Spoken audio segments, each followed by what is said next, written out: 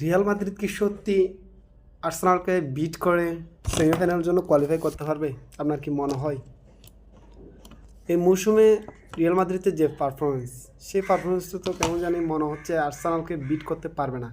কারণ আর্সেনাল এই মৌসুমে 3টা গোল কোনো টিমের কাছ থেকে কনসিভ করে নাই। সেটা থেকে বলা যায় রিয়াল মাদ্রিদ এই মৌসুমে আর্সেনালকে হারাতে পারার সম্ভাবনা খুবই কম। বাট গতকালকের ম্যাচগুলো দেখলে কেমন জানি মনে হচ্ছে রিয়াল মাদ্রিদ আবার আর্সেনালকে বিট করতে পারবে। কেননা পিএসজির মতো টিম অ্যাস্টন ভিলার মাঠে এসে কালকে 2 গোলে লিড নেওয়ার পরও তারপরে 3-2 গোলে পিছিয়ে পড়ে হেরে যায়, কিন্তু অ্যাগ্রিগেটে তারা জিতে যায়।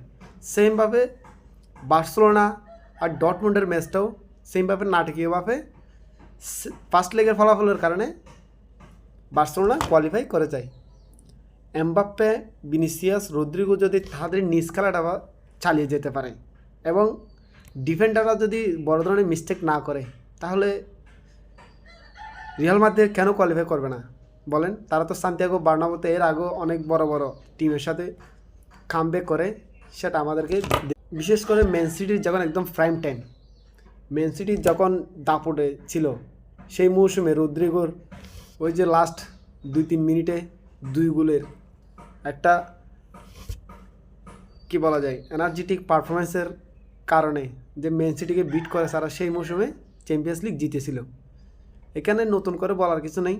সান্তিয়াগো বার্নাব্যুতে রিয়াল মাদ্রিদের গড় মাঠ, সেখানে হয়তো তারা ছোটো দলের সাথে স্ট্রাগল করে, জিততে কষ্ট হয়।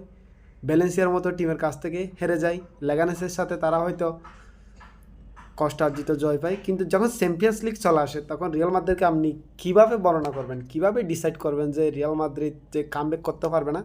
কারণ চ্যাম্পিয়ন্স লিগে তো রিয়াল মাদ্রিদ এর আগে অনেকবার কামব্যাক করে দেখিয়েছে, সেটা কি আমরা ভুলে গেছি?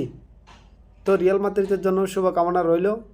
আর আর্সেনালের যে ডিফেন্স, আর্সেনালের এই ডিফেন্স যদি বিট করতে পারে রিয়াল মাদ্রিদ, তাহলে নিঃসন্দেহে বলা যায় চ্যাম্পিয়ন্স লিগ রিয়াল মাদ্রিদের জেতার চান্স বেশি। কারণ চ্যাম্পিয়ন্স লিগে রিয়াল মাদ্রিদ, যেটা অন্য কোনো টিমের সাথে তুলনা করা যায়।